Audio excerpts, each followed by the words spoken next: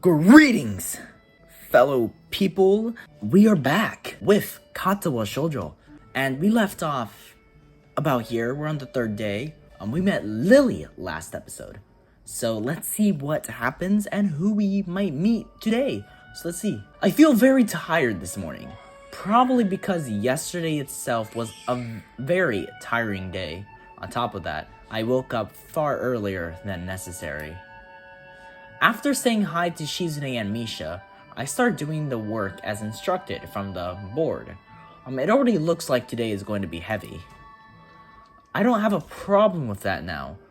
Though, Shizune and Misha might jump on me trying to get an answer about whether or not I've decided to join the student council, even if it's just one day. I wouldn't put it past them to try, and I don't have an answer for them if they do. So this situation is convenient for me.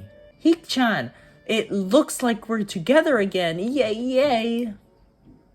Misha leans sideways while Shizune pushes her desk closer to mine. There really is no escape now, unless I were to jump through the window. Jumping out the window isn't the best option, sadly. What's wrong, Hik-chan? Oh, Hik-chan, have you been thinking about what you said yesterday? You said that you would think about joining the student council, didn't you? It's okay, Hik-chan. We were talking about it after you left, and it would be rude to expect you to already have an answer for us this early, right? Right? I'm so happy you two are able to have a laugh at my expense, and I'm so happy that you two are able to have a laugh at my expense, and even more pleased to know that you both know how crazy the two of you can be. Now that that's over, Shizune snapped back into serious mode and smacks today's assignment with the back of her hand in an overly dramatic and important way. When I actually look at the stuff, it's mostly just reading. In fact, there are only two problems. I almost want to say something about her rush to get started. Seems a bit much, considering the small amount of work. In fact, Shizune probably knows how little there is and simply doesn't care. Yeah, it seems like the workload doesn't matter to her as much as the fact that there is work. The actual amount is unimportant. She approaches everything with the same level of ambition. Oh no, she's here. While I'm reading, I let my eyes wander around the room and catch Hanako trying her hand at solving the problem. It looks like she's working alone. I can't remember seeing her working with other people before. Thinking back to how shy she is, it's understandable. Hey, that girl over there. Huh? Who? Who, Hik-chan? Her, Hanako over there. Does she always work alone? I think so, Hik-chan. Do you feel sorry for her because she's alone? I was just thinking that maybe she could work with us or something. No, I don't think that would be a good idea, Hik-chan. Why not? Shik-chan wouldn't get along with her. Why? Misha shuffles around the question, letting out a laugh that sounds very strange. It's nervous, but still has that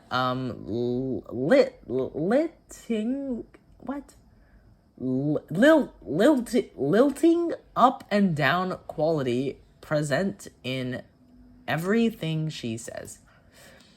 Just because, Hik-chan. By now, Shizune has noticed our conversation, and it makes me realize again how Misha has been signing everything, and she has everything she has been saying this whole time. What, Shizune? The friend of my enemy is my enemy. That sounds so harsh. I'm not going to say that. You said it anyway. I know, Hik-chan. It's fine if you overhear. I wonder if this is Misha's way of keeping things fair, since without her, I wouldn't be able to understand a thing Shizune is saying, and vice versa. Is that also why she signs all the time? So there is never a conversation Shizune will be left out of. Anyway, we should start on the problems now, Hikchan. I look over my shoulder towards the back of the classroom. She seems to be studying her notes from the previous class. It's an odd sight. Everyone else in the class is busying themselves with the lunch break. Socializing, gossiping, rearranging desks, the ones with actual box lunches mixed in and chattering like everyone else, only interpreted by short bouts of eating. But when I watch Hanako, it feels that I'm the only one who can see her, almost as if she was invisible, sort of hiding in plain sight. Is she being bullied? Is she isolating herself from the rest of the class on her own accord?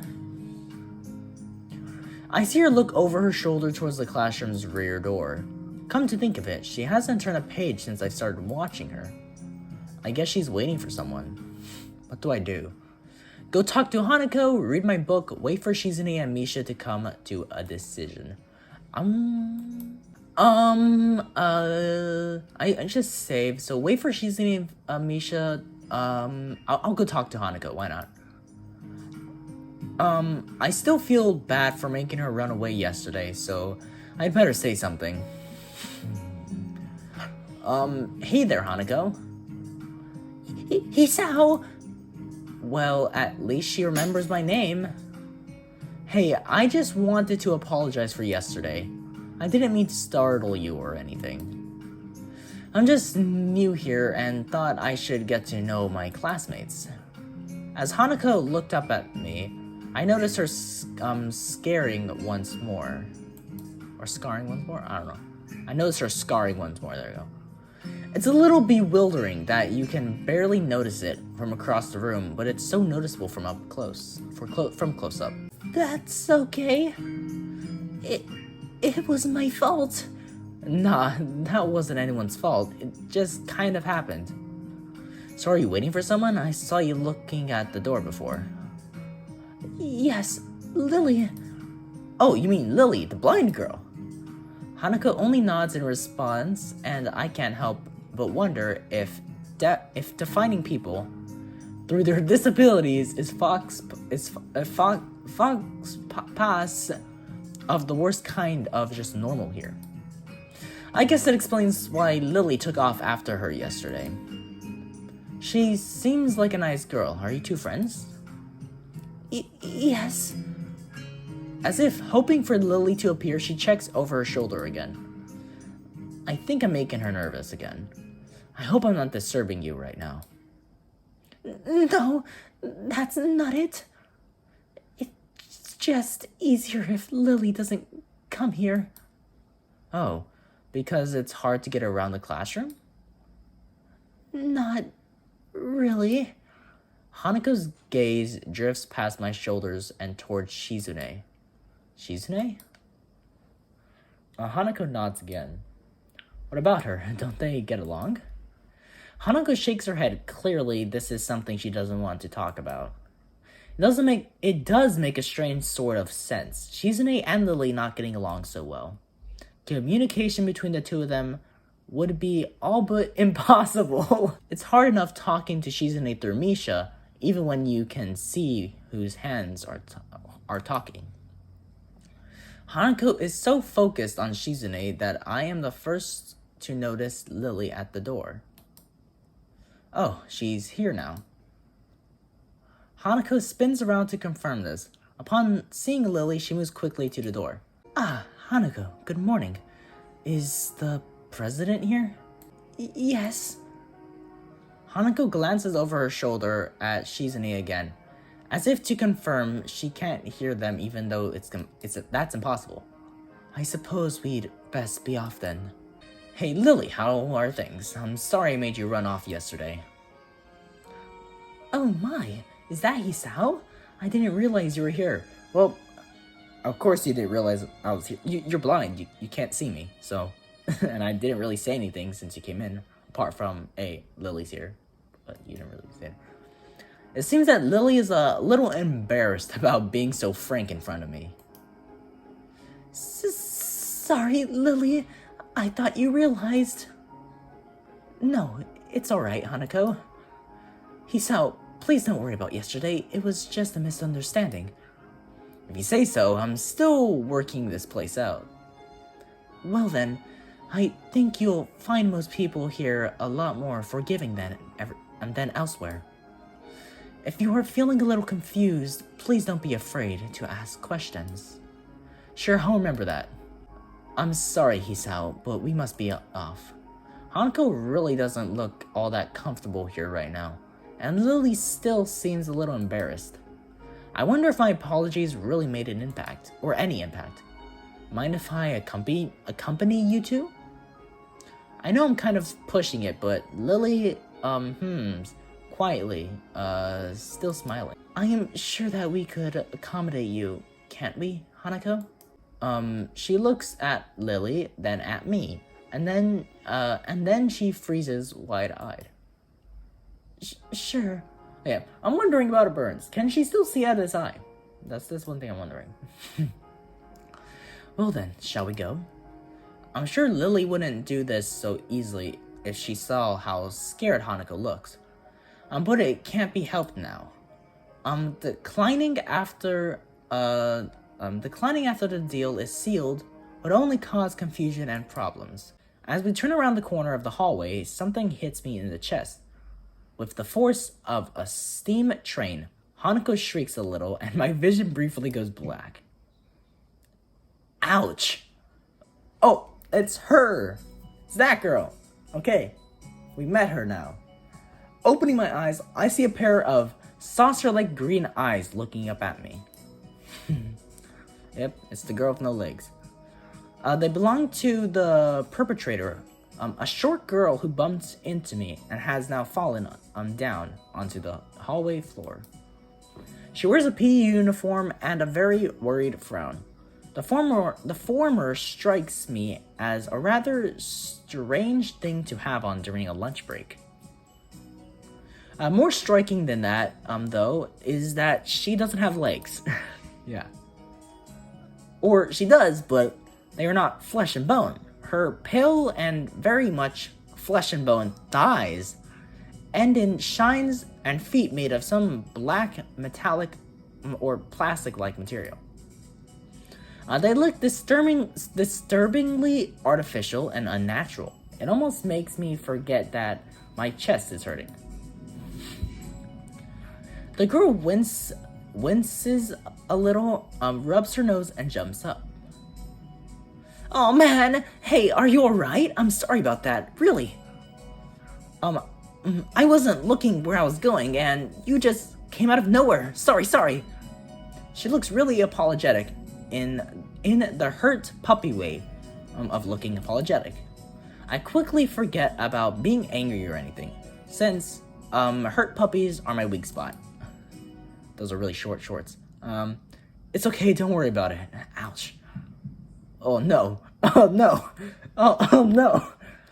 I say that, but there's a stinging pain growing in my chest, and I know that this is about the biggest possible danger for my condition. Don't overexert yourself, don't forget your medication, and most of all, don't get hit in the chest. Oh no. I try to rub my solar plexus to chase the pain away, holding my breath in attempt to hear my heartbeat. Oh no. Our heart is beating so fast. It seems normal. Hey, should I get a nurse? The worried, high-pitched voice of the girl snapped me out of it. Whatever, I didn't give her a high-pitched voice. I can't really do a high-pitched voice to begin with, but whatever. I stare at her for a few seconds, dumbfounded, until I realize that I probably look worse off than I really was. I'm doubled over myself and looking all tense. I'm overly worried about my heart. No need, I'm fine. Managing to say something in response, I pull myself upright, feeling my sore ribs one last time, and take a deep breath. She just knocked the wind out of me, big time, but it's nothing more than that. You sure you're okay? I hit you pretty hard. It's okay, I said I was fine, and nothing's broken, no harm done. That's good, Hisao, what happened? She's not quite up to speed for obvious reasons, but she sounds very worried. More than what the situation deserves, really. Someone just bumped into me, nothing serious, just winded. Sorry, it's my fault. I was just going to get some stuff, and I was in a kind of a hurry. That someone here is Emmy, isn't it? The little girl coughs quietly and shuffles her plastic or metallic feet, looking down at them before saying anything. Hi, Lily, Hanako. I guess the girls know each other. Do please try to be more careful. You might be sturdy enough to endure these sorts of accidents, but there are people who aren't. The girl blushes and starts to fidget nervously, like a little child caught misbehaving.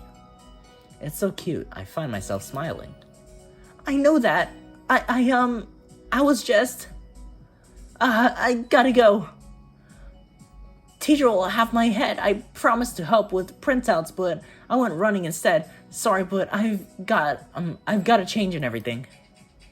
Before any of us can say a thing, Emmy has already bolted away, leaving the hallway eerily quiet. The more time I spend with these girls, the more I think they're a perfect foil to Misha and Shizune. Even without a voice, Shizune is direct and brash, and Misha seems to get along with everyone. On the other hand, Lily is soft-spoken and relaxed, while Hanako seems to be the shyest girl I've ever met. So, how are you faring in Yamaku, Hisao? You seemed a bit flustered before. How could you know that? Yeah. Apart from getting lost every now and again, and being crash-tackled outside my classroom, fine, I guess. You looked pretty hurt before. Are you really okay? For a brief moment, I considered telling Hanako and Lily about my condition, but then I hold it back. I can't tell why, but for some reason I feel uncomfortable talking about it to these relative strangers, even if they have been pretty friendly. Yeah, it's nothing. I was just a bit startled. Judging from the two girls' expressions, I don't think they're buying it. But in what I assume is their way of respecting my privacy, they don't press the matter.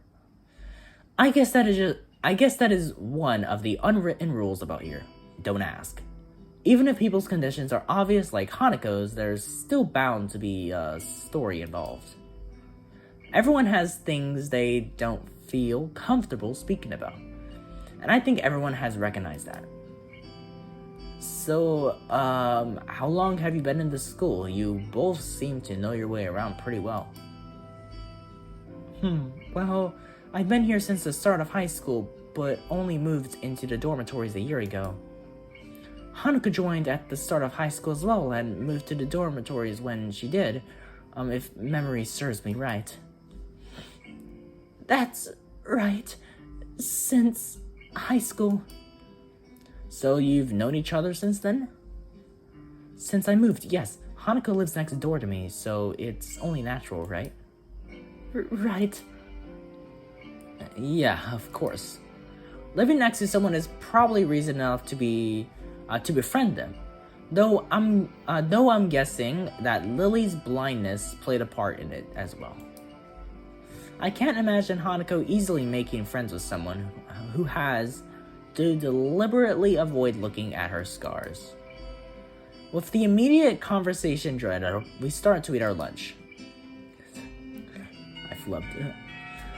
It isn't long before the bells are signaling the end of the break. Like me, the girls pack up their lunches as efficiently as they set them out. I guess I'd better be off. Are you going to go with Hisao, Hanako?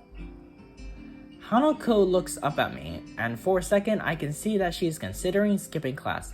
Maybe just to avoid walking to the classroom with me. Yes. I don't know what to think of it. Hanako really is delicate, to the point of breaking it. Breaking, if looked at in the wrong way, it makes me a bit nervous too. But I push my feelings aside, trying to be as natural as I can. We should hurry then. Class has already started by the sound of it. Lily gives a nod of farewell as she bends down to take her cane. Hanako and I filing why can I not read? Filing right out before her. We walk quickly down the empty halls of our respective classes. As I reach the door to Lily's 3-2 classroom, she turns towards me.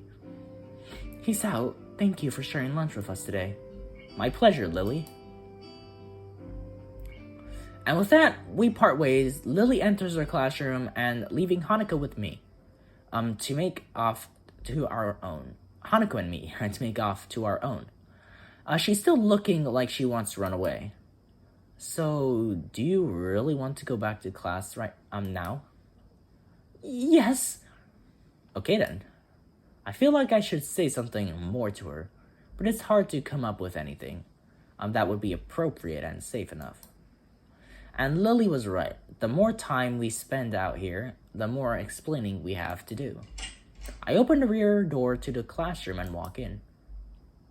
The teacher looks up at me and opens his mouth to say something.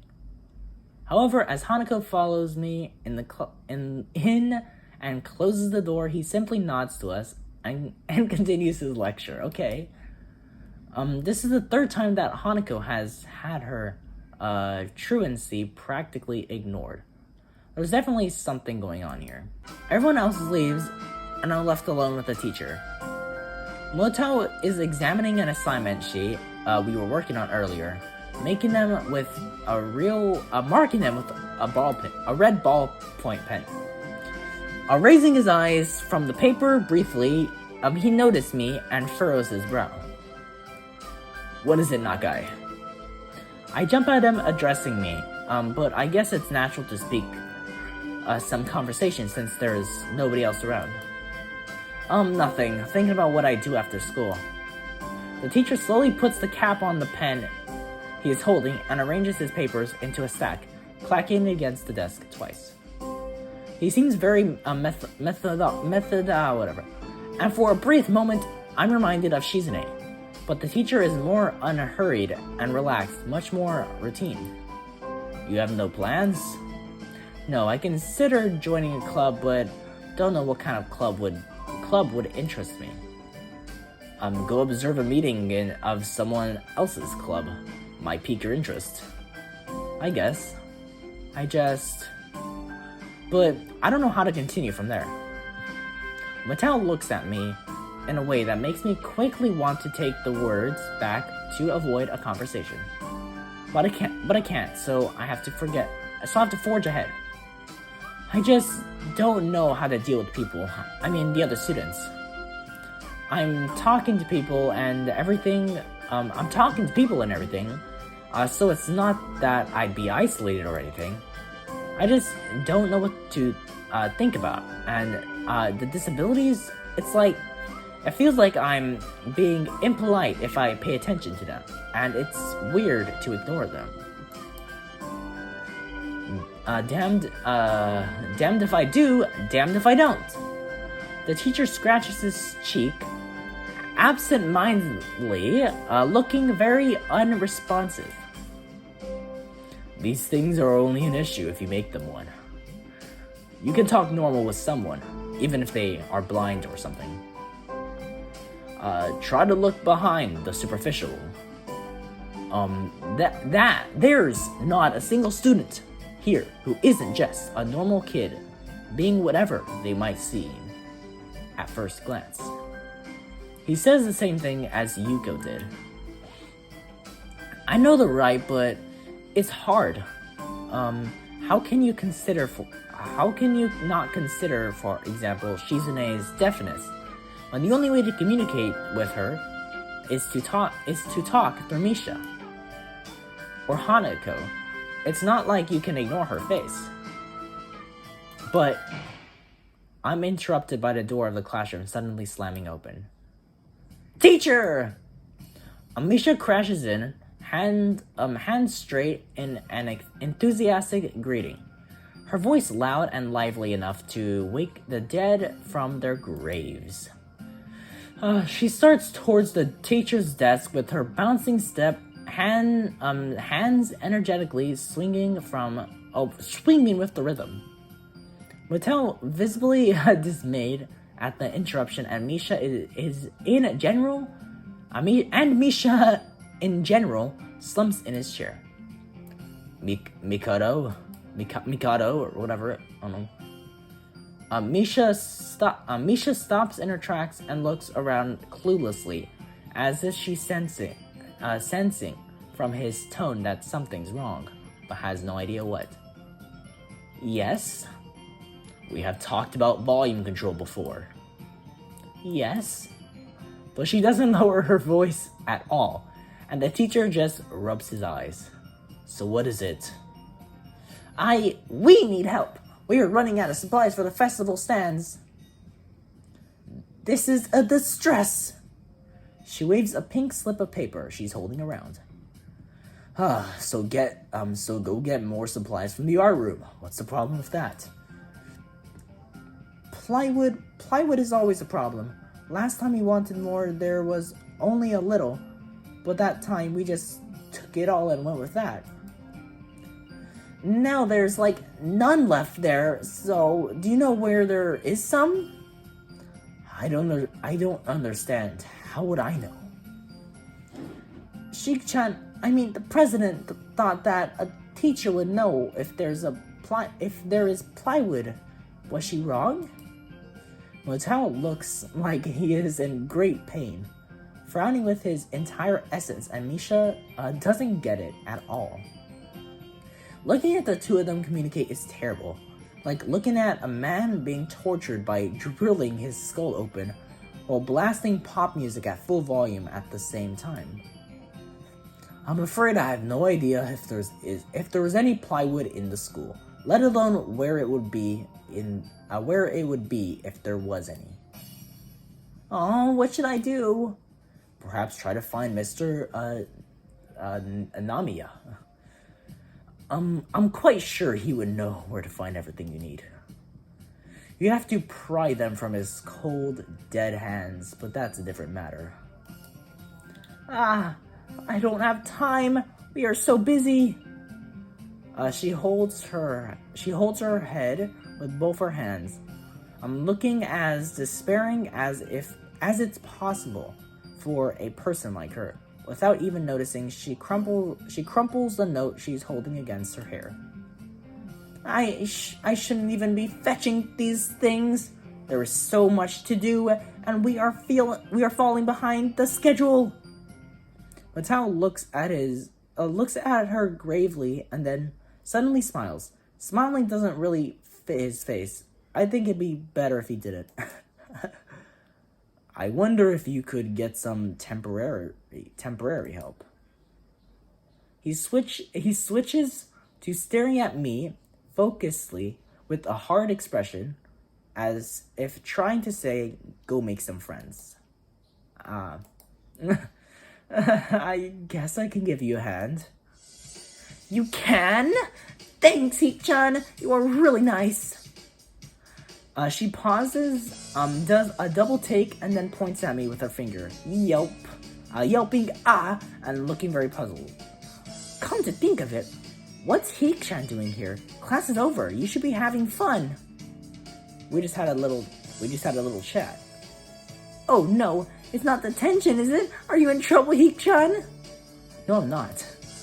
Is Heat-chan in trouble, teacher? No, he's not. Mutao sighs deeply, and I feel that I have to help Misha to get her off the teacher's back. So what do you need?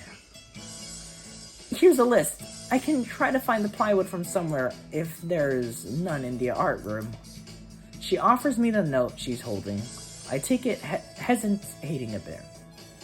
I said I'd help you, but this has no implications on whether I'm joining the council or not. Aww. Still, thanks, Hik-chan. Try to be quick. We are in a stall building streak now. We must hurry. She bounces out of the classroom, leaving me and the teacher looking at each other with something that feels like a silent agreement. Well, there you have it, that guy. You have something to do now. Please don't sound so smug. Looking at the list with a number of items ranging from paint to plywood, all written with small, neat handwriting that is undoubtedly Shizune's. I heave a sigh. How we going then? Waving the long list limply at the teacher, I exit to the hallway. Are rooms that I didn't think were used for classes. I guess the art room is not a classroom as such. I carefully push open the furthest door and peek in. It's a classroom, but it seems rather badly kept or not in use. Am I in the right place? This looks like a science room, so why are we in a science room? This looks like a science room. Desks and chairs are all around the room. A thin layer of dust settled on them. There are some easels in the corner, so at least this looks like the right place. Well, I guess we are just in a normal classroom, and then our teacher is the science teacher. I don't know. But there's easels, so this is the art room. With that, the room is flushed in sunlight from the big windows. Shadows creeping all over the desk. I don't really like the lighting in this room. Specks of dust are dancing in the stagnant air, making beams of light almost visible. Jokingly, I call into the empty room. Anybody something catches my eye and I stop mid-sentence. Oh, of course, I forgot she's in the art club. It said it in her bio. Sitting on a desk is a short-haired girl, curiously wearing a boy's uniform with a fork between her toes, a morsel of food stuck firmly on the end. Yeah, she's really strange. She eats food with her feet.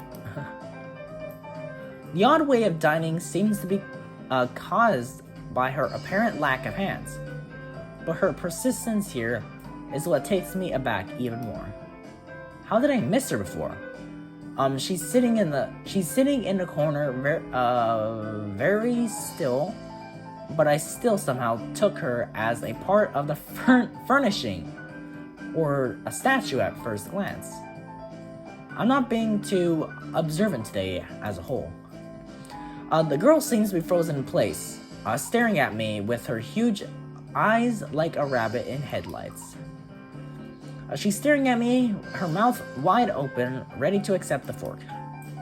I'm staring at her, my mouth wide open, suddenly remembering I didn't finish my sentence and trying to think if I should.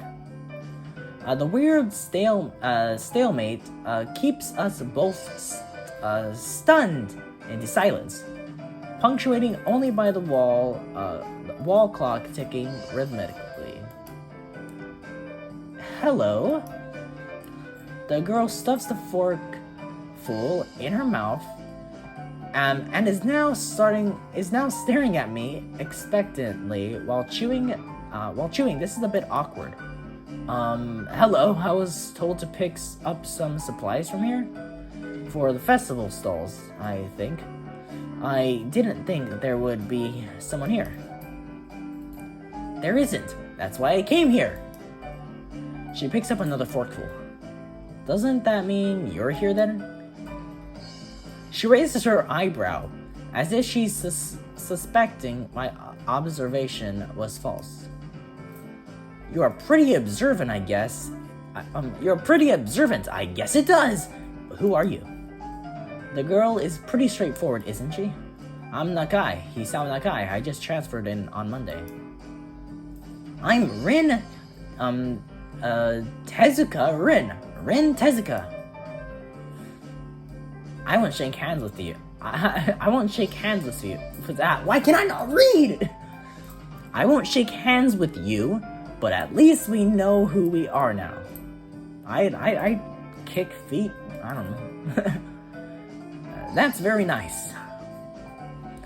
Her deadpan manner of talking makes it hard to determine whether she's joking about shaking hands or not. It kind of bothers me. Joking about these matters doesn't feel appropriate at all. While I'm trying to figure out what's appropriate and whether this girl is, she seems to have lost interest in me and is now gazing yearningly back at her food. Can I continue my lunch? Can I continue my lunch if you don't mind? I won't mind you. If you need to get your stuff, the supplies are at the back. Damn it! I forgot to do the damn like thing again. I forgot to hide the text whenever she appeared on the screen.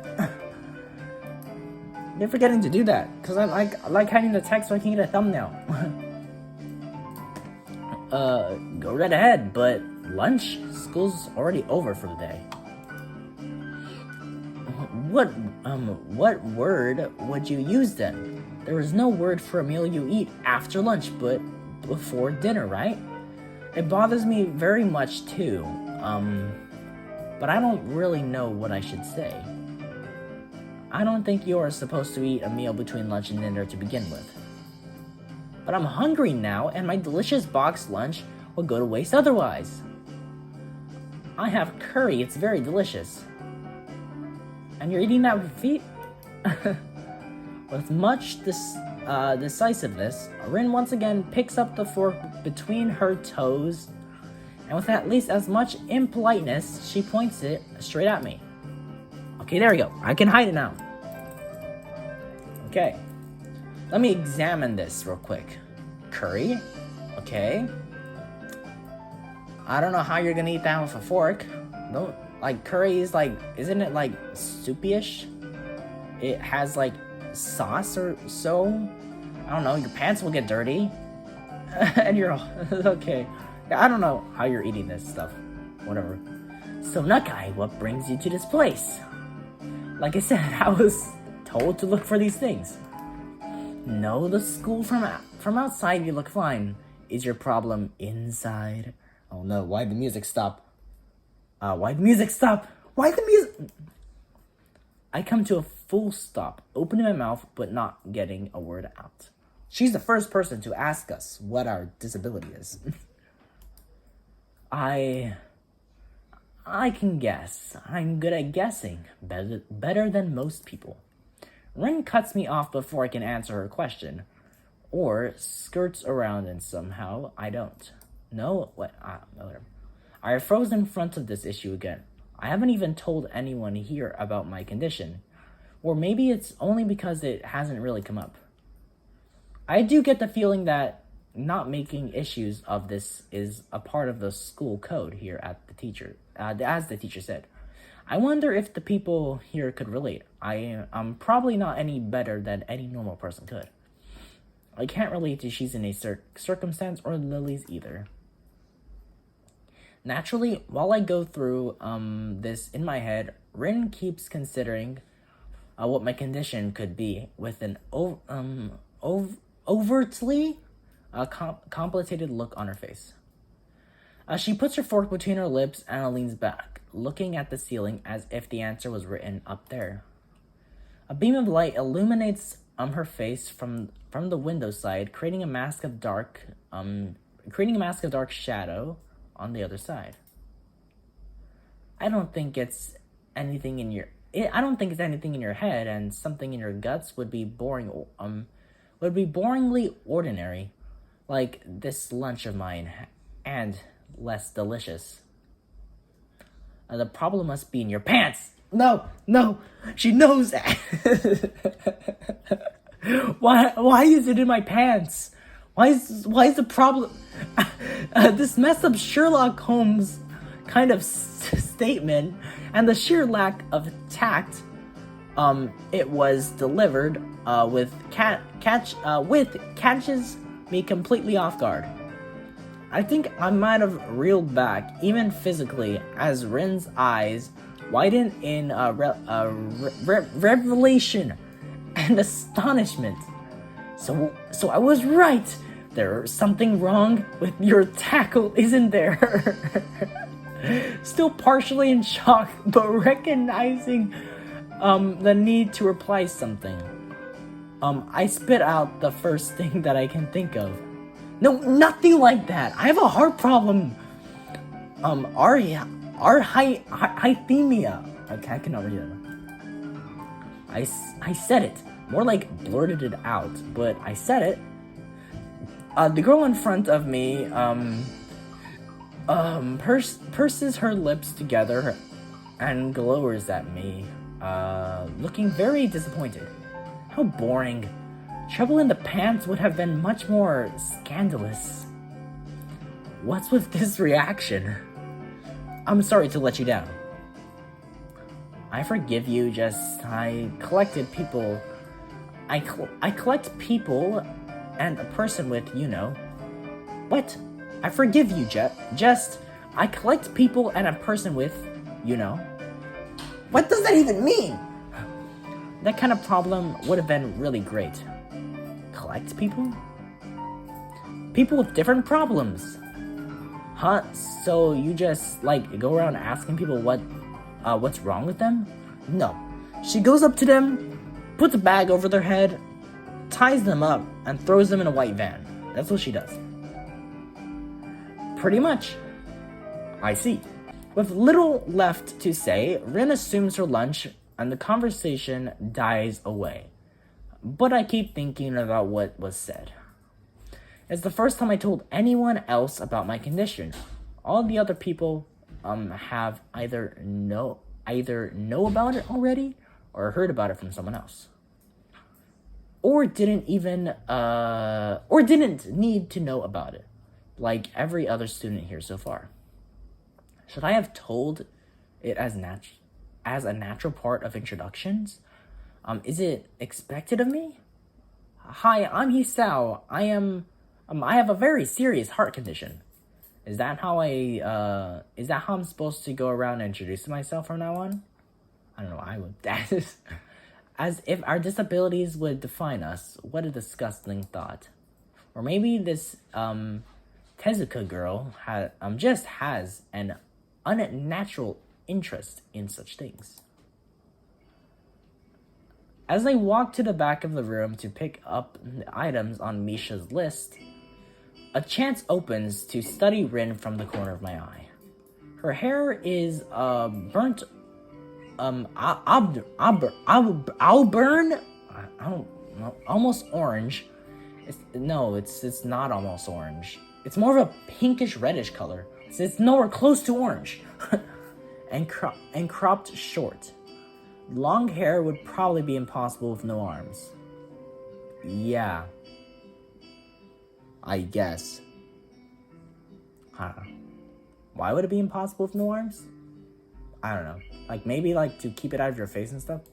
Yeah, I don't know. I have to deal with keeping hair out of my face. I tie it up all the time and I don't know. The boy's uniform and the lack of arms make her look very thin, almost scrawny.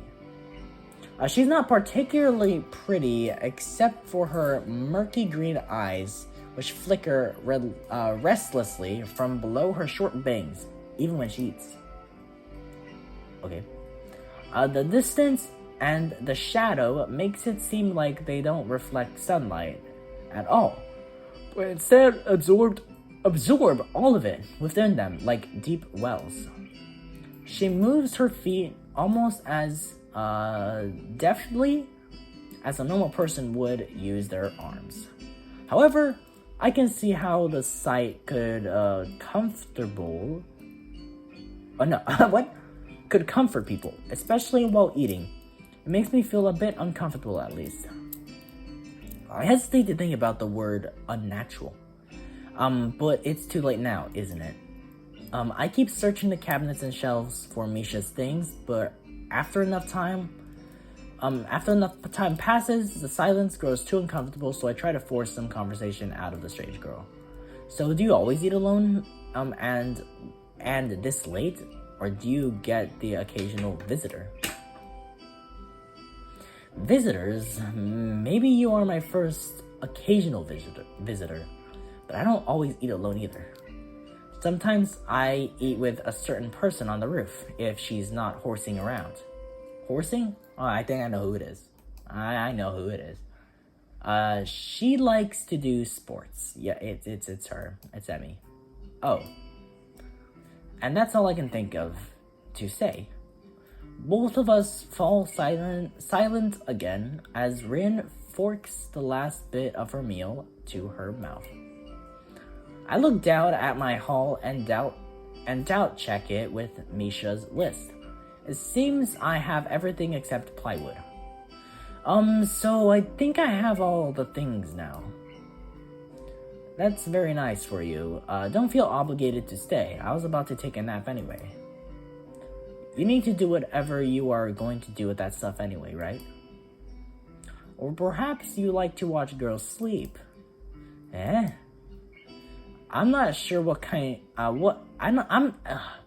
I'm not sure what to make of this, but Rin looks serious. Even if I did, I think I have to be going. I'll catch you around, Tezuka. You can call me Rin. I feel that our relationship is at this point good enough to warrant this much. I was already trying to make my exit, but she draws me back in. Fine, then I'm Hisao. Then you are. Rin looks at me hard in the eyes, but that intimidating feeling you get when someone stares at you isn't there. It's like she's actually not looking at me at all. She blinks a couple of times, and I can't figure out why a pause like this just popped between us out of nowhere. See you later, Hisao. There's something like a tiny smile there in her face, maybe. I quietly backed out of the room. As I shut the door in front of my face, I whispered to myself, "What an intriguing person." From inside, I hear a muffled sing-song voice. "I heard that! What did you hear?" I jumped at the sudden appearance of Misha, who I had not heard approaching despite the completely empty hallway. Somehow she had gotten to jumping distance of me without making a sound. Creepy. It briefly reminds me of Kenji's nutty theory about a global feminist conspiracy, but I pushed that thought aside. No, Kenji's right. Kenji's theory is like facts. Shizune stands slightly behind Misha, looks aloof as she couldn't have heard the remark that drew Misha's attention, but Misha is visibly excited. No, wait, more importantly, who is in there? There's no club meeting today. She tries to curiously peek past me, even though the door prevents her from seeing anyway. What are you doing here? You took so long that we had to come check what's wrong. That's no good, Hikchan. She wags her finger at me scoldingly. I found plywood, but everything else is still missing because you are tardy. Oh, sorry, I got the things here. Was just going to bring them. I think you were up to some mischief, Hikchan. Who was in there, I wonder? Misha signed something quickly to Shizune, pointing at her own ears a couple of times. Shizune immediately pushes her way past me and opens a door into the classroom I just left. I can only imagine the shock she experienced. With Shizune's diligence and attitude, the insolence of daring to deface school property by sleeping on top of it must be too much to bear. And indeed, she stares at Rin, frozen in place, apart from the slight but noticeable trembling of her shoulders from the suppressed rage, I'm sure. Instead of blowing up, Shizune just takes a few deep breaths, adjusting her glasses, and slams the door shut, turning a sign furiously at Misha. Maybe she did blow up, but I can't understand it. Okay. She's getting really angry. She shoots a very loaded stare at me, too. As if it was somehow my fault that Rin is sleeping on one of the tables. I hope she's not getting any funny ideas about the reason of my tardiness. Hello? Rin's voice comes from the other side of the door. It takes a few eye blinks to realize she might have trouble opening it. I open the door to find Rin directly behind it, looking at us with a half-interest, half-sleepy face. Hello? Oh crap. Miss Tezuka, what do you think you were doing? You absolutely are not permitted to use school property for such disgraceful activity. What are you talking about? She was just sleeping. Sleeping is not disgraceful. It sure is suddenly very crowded in here. I didn't know I was this popular. It's hard to say whether she's happy or unhappy about this turn of events. At any rate, she ignores Shizune / Misha's scolding, so they have no choice but to drop the issue. Shizune taps Misha's shoulders, pointing at Rin, and makes him quick signs. Popularity aside, please don't do that anymore. What? Anyway, how's your project going? Will it be done for the festival? Rin looks at them blankly, apparently at ease under the pressure. Shizune's cold stare is putting on her. I keep wondering about that myself too. And we'll think about it hard. As Misha signs her reply to Shizune, her face turns into an unsatisfied frown. Okay. Miss Tezuka, please try to take this seriously. It'd be a disaster if the wall looks like someone threw up their lunch onto it. Rin nods assertively. We'll think more seriously. Misha actually giggles at that, but Shizune doesn't. Shizune doesn't, not even after translation. She just shakes her head, takes the material from me, and takes off with Misha in tow. Rin frowns thoughtfully as she looks after the retreating student council duo. How rude. It's true though, I must finish my project before the weekend. There will be dire consequences if I don't. The end of the world as we know it. Like weekends usually are, but more dire. Much more dire. Maybe I'll postpone my nap to unforeseen future. Okay. I'm about to ask what project she has and what are these apocalyptic consequences, but she walks back into the art classroom. Since you have nothing to do, would you give me a hand? This paint can doesn't fit into my bag, but I need it. She kicks lightly at a huge can of paint that's lying on the floor next to the table. She was sitting and sleeping. It lets out a dull clang. Being the gentleman I am, I naturally pick it up. Heavy. Yeah, sure, where do you need it? Take it. Away. No shit!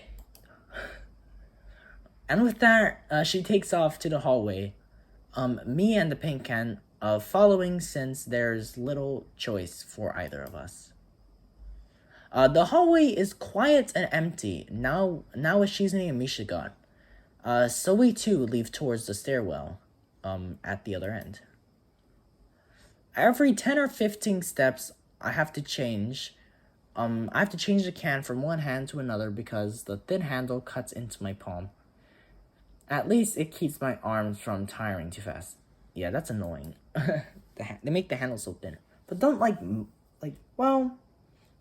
no, yeah, they do make the handles really thin. I was about to say, because I know there's some paint cans out there that has like a grip at the top of the handle. Rin strolls on beside me with an uneven pace that I have trouble matching, or maybe I am walking weird because of the extra weight. It seems one of us is constantly walking too slow or too fast, and I can't figure out which. 2 flights of stairs below, trouble appears in the form of the head nurse and his fox-like grin. Oh no, not this guy. Oh, Mr. Nakai, what a happy coincidence. Tezuka too, of course. He nods courteously to Ren, who does not acknowledge him back. Then turns to me because obviously it's me who he had some business with. There is something I forgot to mention on Monday. I nod away impassively because I can't even begin to guess what he forgot. The feeling of the handle delving deeper into my skin doesn't make me feel enthusiastic about this interruption either. It's about your medications. Since you haven't been that long on your current medications, there might be some unexpected side effects, which might require adjusting dosages or even changing to another kind of medication. So we will do a few tests regularly, but what I want is for you to keep an eye on everything in your condition that feels off if you get what I mean. Nausea, headache, anything, and come see me if anything happens. Alright. So how are you? Everything fine? I give up and drop the can to the floor before answering him. Apparently this takes longer than my biceps can handle. I'm about to say something generic as an answer, but then I realize how often I've done this lately. Other people have asked me that too. Teachers and students here. My parents, visitors, nurses, doctors at the hospital. Everyone seems to be concerned about that. It's natural for a hospital, not so much for a school.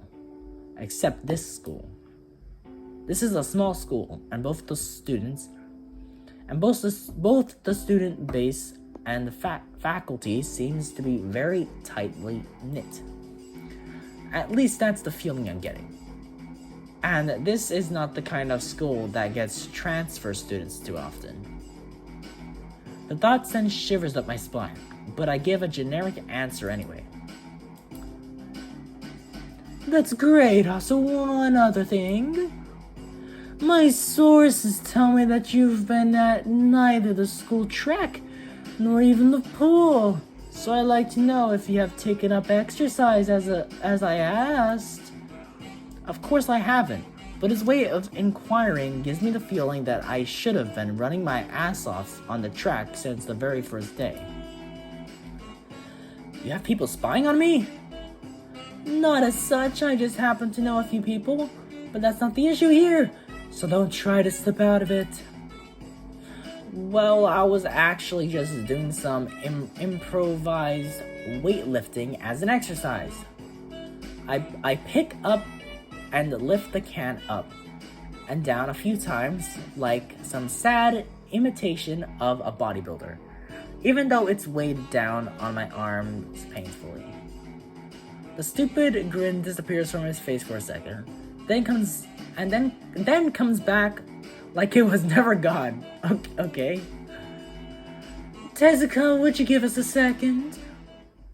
The nurse grabs me by the shoulder without waiting for Rin's permission, which he didn't need in the first place, and drags me aside. When I told you to exercise, I wasn't joking. Okay, he's being really creepy right now. I understand that you are still on your first week and all, but please don't ignore the importance of this. The reason I'm coming down this hard on you is that habits are not easy to form. The more you slip and postpone, the harder it'll be. It's the same with everything, like dieting. Can you promise me to be more serious about this from now on? Okay, yes, why not? Yeah, I promise, definitely. He studies me for a moment and then shrugs, smiling again. Okay, that's more like it. If you go to the school track tomorrow morning, you'll meet my spy, who probably has no qualms offering consultation to you if you want to jog a bit. Consultation? See you around. Okay. He leaves with a wave of his hand and no answer, and I walk to Rin, who has been waiting idly, leaning against the hallway wall and staring at the pale, lightly fixtures in the ceiling. Even when I approach, she doesn't move her eyes off them. Are you getting medications for your heart thingy? Were you listening? It comes more cuss story than I intended, accidentally lashing out on her. But even so, I don't really want to start talking about it. I just met her. I don't know her. It's not her business. The nurse seems to be happily ignorant about confidentiality, right? Yeah. Two, talking about that kind of thing in public. But it's not Rin's fault, is it? I look up at her. I'm suddenly feeling a bit guilty, but Rin is just staring past my shoulder quizzically. Her head tilts like a bird's. I don't know why this is so hard for me. It feels like there is some inexplicable lock that prevents me from being more upfront about this. Yeah, therefore my heart. Will they make you better? No, not really. They just make me a little worse. Rin keeps looking at me for a while longer, and she doesn't say anything further, nor displays any kind of emotion I could discern. I'm thankful that she doesn't. I think I'm still not quite used to all this. At the hospital, it was easy, but I still haven't sorted my feelings about having to live a normal life with this disability. See, the left side is hardly off the ground yet. It's because I couldn't get in the mood yesterday, so I gave up and went to meditate instead. Then it was suddenly morning. I have to work on it, but the guys from the art class are helping with the negative spaces and base surfaces. Whenever, which is a problem. It's easier to paint big areas if there are a lot of people with hands. The reach is better, and it's faster too. She goes on a tangent, waving a little with her arm, or whatever of it there actually is, to demonstrate, even though I got the point already. The white cotton of her sleeve flaps around, and it makes me think it could look sadder than it does. But it makes me feel out of place. It almost, like almost every tangible reminder of the student base's special properties has in the past few days. This girl doesn't notice my dreary feelings, of course, or the fact that she lost me a while ago already and just kept blabbering. So that's why I'm trying to figure out if there's something I need to figure out, and then figure that out before it's too late and all hope is lost. Why would the hope be lost? Because paint has to be painted, and then it has to be dried, and then it has to be painted over with another kind of paint. it takes time. She finally stops, apparently thinking she made some kind of statement that makes sense. I think it's best to start from the top. So this is your project. You did this? Yes. All of it? Yes. Nice, but I stumble with my words, suddenly feeling like I've walked straight into the minefield of political incorrectness. It's okay, you can say it. I probably won't get mad. I blush really hard. I don't really know what would be the right thing to say, if any. It feels that I'm way more sensitive than Rin is, though. Don't you want to ask? How do you paint without hands? See, I'm an easy person to talk to, right? With my feet! I almost guessed that already, but isn't that hard to do? You're good at guessing anyway. I don't think it is, but maybe I'm used to it by now. I can't get my mind around the fact that she could be an artist, but seeing how adept she was using her feet to eat, I figure painting might not be a problem either. Neither of us has anything more to add to the subject. The afternoon light works pretty well. I was afraid it would look too flat, but it was like that. It was like that after all. But it's not like that after all. Okay. I think it's actually pretty interesting. I wanted to see what it looks like in dim light. Do you think it's flat? Well, painting tends to be flat. Not like that flat. Flat like some people are. No substance. No meat. Where there should be. I know a few girls... What? Oh, I didn't get through. Okay, I get it, but I couldn't really tell. I'm not that good with art. I can't name many artists or artistic terms. So I don't really have anything to say. Rin shrugs her shoulders at that, saying, "Suit yourself," without saying it, and looks up at the sky as if trying to look for something up there. I didn't think I'd get an actual work done, but if you give me a hand with the paints, I could do a little before it's too dark. I wanted to get a halogen lamp, like the ones they have at the sports track, but there aren't any. Rin sure is quick to recruit my help, as was Shizune. It really makes me feel that the festival is such a big project that every pair of hands is needed. Why not? Why not? I'm not really sure if I can be any help though. The more I read and stuff, the more my words start to stutter or so. My words start to break because I've been reading for so long. It's just mixing some paints. You can do that. Probably. Do you have motor control problems? Those people who have some? Cerebral palsy, maybe. Not that I know of. I get it. Heart thingy has nothing to do with that. She gives me a sly look for no reason. No, it doesn't. Let's do it then. So she sits on an empty wooden box and very naturally picks up a wide brush between the toes of her bare right foot. Seeing a painting being born on the plastered wall feels like magic. I spend the moments I have between mixing paints, crouching down on the paving, and just looking at her work. It feels slightly intrusive at first, like breaking some imaginary intimacy.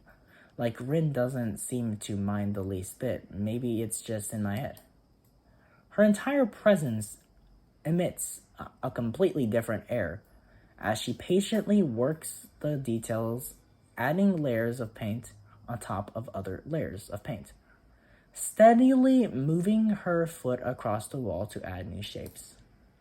When I manage to produce a plausible mixture of paints, the rare smile on her face is oddly rewarding. Apart from the few words when discussing paint mixtures, neither of us say a word for the longest time.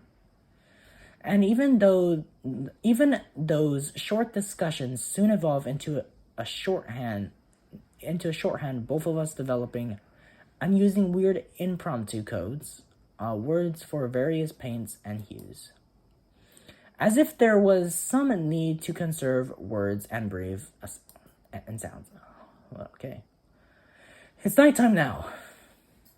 We stay there late into the evening until it becomes too dark to paint properly. Okay. Katawa Shoujo! Okay, everyone. So, this is the end of the third episode of Katawa Shoujo. So I hope you enjoyed it. This video is long. Quite long. I don't think it's longer than the second one, though. I think. I don't know how long the second one is. But either way, hope you enjoyed this video. Today we met, Rin, the armless girl, and then Emmy, the legless girl. Which Emmy, we haven't really spoken to her all that much. So I think today, we're gonna speak to Emmy more. But that's gonna have to wait until next episode. So guys, I hope you enjoyed the video. Don't forget to leave a like and subscribe. And of course, I will see you all in the next video. Yeah, whatever. Peace out and bye-bye.